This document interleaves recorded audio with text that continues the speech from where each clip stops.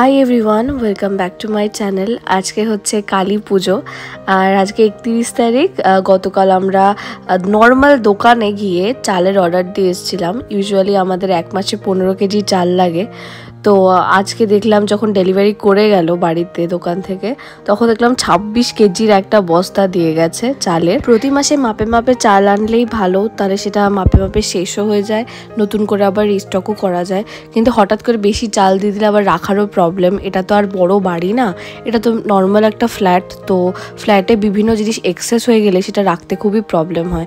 আর আজকে ফ্লিপকার্টের গ্রসারিও চলে এসেছে আমাদের। তারপর থেকে নানান রকম কোলাবোরেশনের কাজ ছিল বলে সারা সকালে আর কোনো ভিডিও করতে পারিনি। এখন রাত 9টা বাজে। হঠাৎ করে দিদি বলল যে চল নিচে পুজো হচ্ছে, ওখান থেকে ঘুরে আসি। যেহেতু কালী পুজোর লগ্নটা রাতেই পড়েছিল, 10:30 থেকে পুজোয় বসবে, তো তার আগে দিদি বলল যে চল বসে থেকে লাভ নেই, নিচ থেকে ঘুরে আসি। কারণ নিচে গিয়ে দিদি দেখতে পেয়েছে যে সবাই প্রচণ্ড সেজেগুজে এসেছে। তো বাইরে তো প্রচুর বাজি ফাটছে, তোমরা আমার ব্যাকগ্রাউন্ডটা দেখলেই দেখতে পাবে। আর আজকে আমি একদম ভালো করে সাজার চেষ্টা করছি, কিন্তু আজকে এত গরম লাগছে কি বলবো। মানে এখন ওই ভোরের দিকটাই ঠান্ডা লাগে, একটু বেলা বাড়লে যে কি গরম লাগে। আবার সন্ধ্যার পর থেকে মোটামুটি একটু ঠান্ডা ঠান্ডাই থাকে। কিন্তু সত্যি কথা বলতে এই ঠান্ডাটা এখনও কিন্তু আমরা ঘরের ভেতরে ফিল করছি না।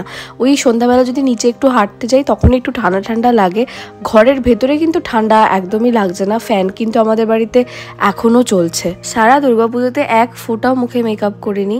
এই কালী পুজোতে মনে হলো যে না, জিনিসপত্রগুলোকে বের করে একটু ইউজ করি, নাহলে ইউজ করার পদ্ধতিগুলো বেকার ভুলেও যাব। কিন্তু আমি দেখেছি আমার মুখে মেকআপ করলেই একটা ব্রণ অল্প মতো হলেও বের হবেই। এটা আমি জানি না কেন। যথেষ্ট প্রাইমার তারপরে ময়শ্চারাইজার তার আগে দিই। আর আজকে যা তাড়াহুড়ো করে সেজেছি, বাপরে বাপ। এই কদিন আগে আইব্রো করে এলাম, আবার যেইকে সেই হয়ে গেছে আমার আইব্রো। আর আজকে এই যে শাড়িটা পরেছি, এই ল্যাভেন্ডার কালারের ঢাকাই জামদানিটা, এটা আমি দুর্গাপুজোর জন্যই কিনেছিলাম। দুর্গাপুজোতে আর সময় হয়ে ওঠেনি এটা পরার। একটা কিনেছিলাম যেটা অষ্টমীর দিন পরেছিলাম, ঘিয়া আর কালো কালারের, আর একটাই ল্যাভেন্ডার কালারের কিনেছিলাম ঢাকাই জামদানি। এত অপূর্ব দেখতে, কিন্তু আজকে না এই শাড়িটার সাথে আমি জাস্টিস করতে পারিনি। অন্য আরেকদিন আবার এই শাড়িটা পরবো, সেদিনকে অনেকক্ষণ ধরে পরে থাকবো। আজকে আমি অনেক কম টাইম পরেছিলাম, মানে এত সেজে গুজে, মানে এত তোড়জোড় করলাম সাজার জন্য। তারপরে খুব বেশি হলে শাড়িটা আমি 45 মিনিট মতো পরেছিলাম। তো শাড়িটা তো না পরে কোনো ফটো তুলতে পেরেছি না, আমার কেউ ফটো তুলে দিয়েছে। সো এইটা পরে আমি আর দিদি দুজনে মিলে মণ্ডপে গিয়ে বসলাম, যে পুজোর যা তোড়জোড় হচ্ছে সেগুলো দেখার জন্য। চলো তোমাদেরকে ঠাকুরের মুখটা ভালো করে একটু দেখিয়ে নিই।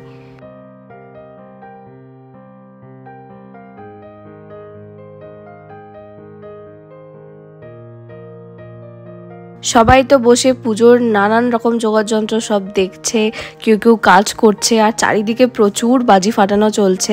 আর তাছাড়া একসাথেই পুজোর সময় সবাই এক হলে গল্পর তো ঝুড়ি খুলে বসে সবাই। আর সত্যি কথা বলতে গল্প করতে খুব ভালো লাগে। দেখো বলতে বলতেই দিদি ধরা পড়ে গেছে, দিদিও গল্প করছে। এখানে অনেকেই উপোস করে আছে মায়ের অঞ্জলি দেবে বলে, বাট আমরা তো আজকে অঞ্জলি দেব না। তাই আমরা ভাবলাম যে পুজোটা বসে পুরোপুরি দেখার জন্য আগে যাই ঘর থেকে খাওয়া দাওয়াটা করে আসি। তো তার যেতে যাব, সে যাবার সময় দেখলাম কি দারুণ বাজি ফাটছে।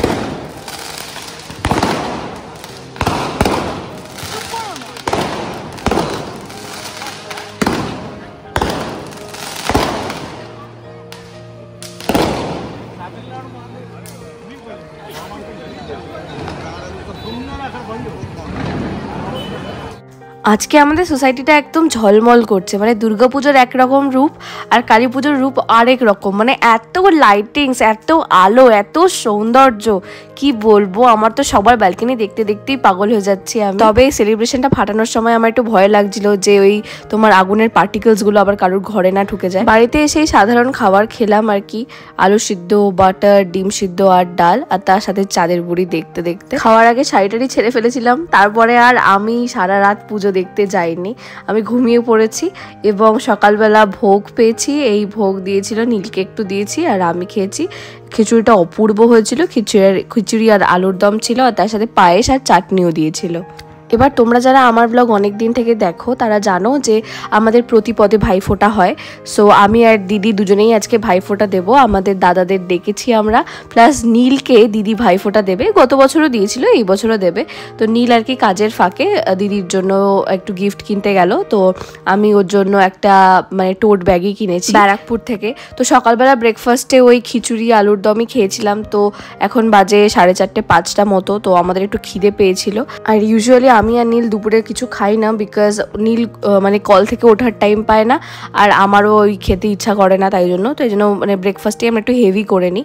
তারপরে 4:30 5টার সময় যখন বাইরে বেরিয়েছি আর কচুরি ভাজছে দেখলাম, তাই জন্য ওই রাবড়ি আর কচুরি নিয়েছিলাম ব্যারাকপুর স্টেশনে। তো এটা ফেমাস, আর বিশেষ করে রাবড়িটা ভীষণ ভালো খেতে, কচুরিটা লাইক সো খেতে। তুমি রাবড়ি খাচ্ছি ভিডিও করছো? এই রাবড়ির খুঁড়িগুলো 50 টাকা করে ছিল, প্রথমে একটা নিয়েছিলাম, তো ওটা দিয়ে টেস্ট করে দেখলাম খুবই ভালো খেতে, তাই নীল আবার নিজের জন্য একটা আলাদা নিল। পুরোনোটা আমাকে দিয়ে দিল, কি অসভ্য ভাবো, কোথায় পুরোনোটা নিজে খাবে আর নতুন যেটা আনলো সেটা আমাকে দেবে, তা না। আর ডালে তো ডাল দেখাই যায় না, মানে জল ওটা পুরোপুরি। বাট এই 4টে খাওয়া সাফিসিয়েন্ট। মানে আমি বুঝতে পারি না, সবাই বলে ব্যারাকপুরের কচুরি একটা হেরিটেজ, অনেকদিন ধরে চলে আসছে, দারুণ খেতে।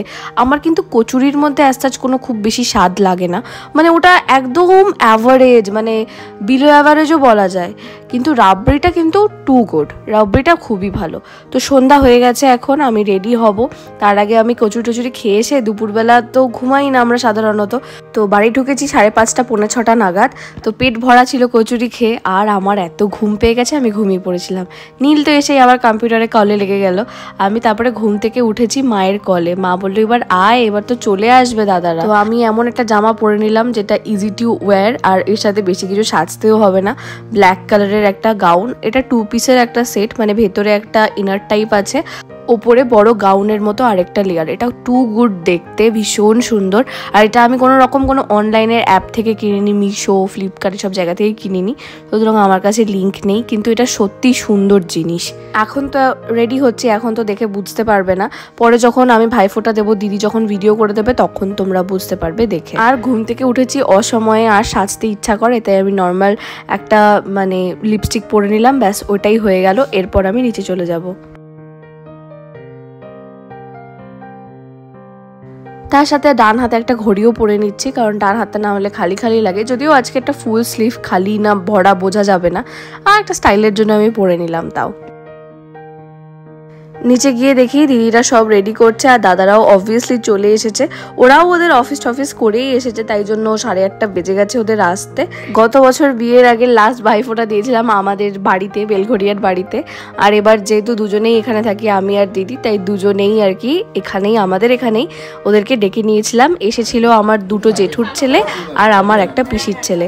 একদম এক্সট্রিম ডান দিকে যে দাদাটা বসে আছে ও আমার পিসির ছেলে, আর বাকি দুজন যে এদিকে বসে আছে তারা হচ্ছে আমার জেঠুর ছেলে। তো দিদি আগে ওদের ভাইফোঁটা দিয়ে নেবে, তারপরে দিদির হয়ে যাওয়ার পর আমি দাদাদের ভাইফোঁটা দিয়ে নেব। আর দিদি নীলকেও ভাইফোঁটা দেবে, বাট নীল এখনো আসতে পারেনি, ওর কল এখনো শেষ হয়নি। নীল বলেছে যে 9:30 পৌনে 10টা নাগাদ নীল আসবে, ভাইফোঁটাটা নিয়ে নেবে। না না, কথা বলতে হয় না।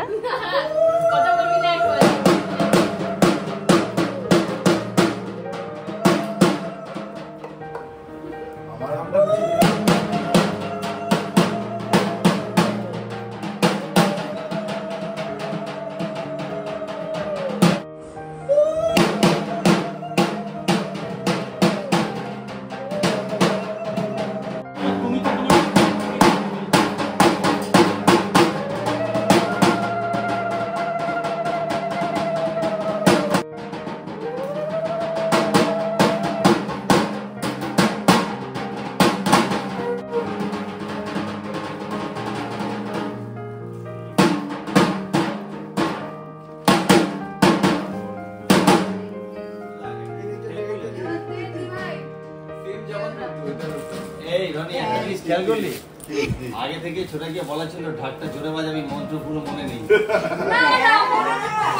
বসো না ফটোটা ঠিকমতো আসবে না কোন দিকে তুলছো এখন এদিকে সরি আরে ধর বসো তো আরে উড়ান মানে বসো তো আরে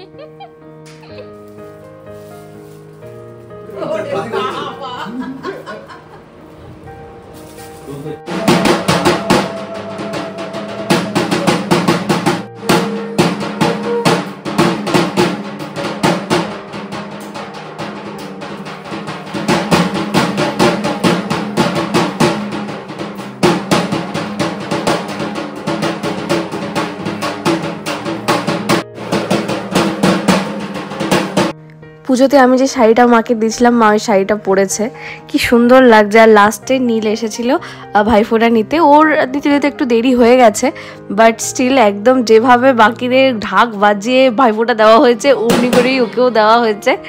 আর নমস্কার করে নাও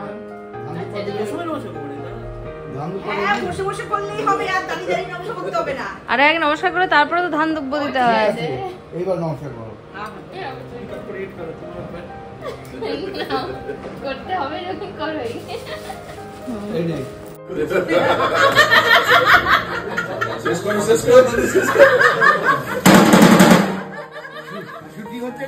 এবার তার মাঝখানে তো প্রচুর গল্প হয়েছে, মজা হয়েছে, আড্ডা হয়েছে। তারপরে রাত্রিবেলা তখন বাজে 11:15 মতো খেতে দেওয়া হয়েছে লুচি, চানা মশলা, চিকেন কষা, তারপরে শাহি পনির ছিল, মিষ্টি আর চাটনিও ছিল। আমার 3 কোনা করে লুচি খেতে খুবই বেশি ভালো লাগে, তাই জন্য আমি বলেছিলাম দিদিদের যে একটু 3 কোনা করে লুচি করবি।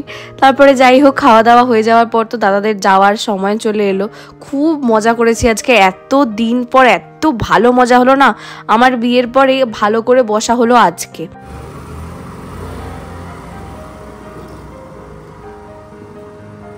আবার 1 বছর পর তারপরে তো আমরা যারা বাকি ছিলাম সবাই নিয়ে নিলাম, যদিও আমি লুচি খাইনি, আমি ভাত খেয়েছি, বিকজ আমার ভাত সব থেকে বেশি পছন্দ। লুচি ফুচি আমার ভালো লাগে, বাট ভাত ইজ মাই লাভ, তো ভাত খেয়ে নিলাম আমি। আজকের মতো ভিডিওটা এখানেই শেষ করছি। তোমরা ভালো লাগলে লাইক করে দিও। তোমাদের সাথে দেখা হচ্ছে আমার নেক্সট ভিডিওতে। ততদিন সবাই ভালো থেকো, সুস্থ থেকো, আর আমার চ্যানেলের সাথে থেকো। ওকে, বাই।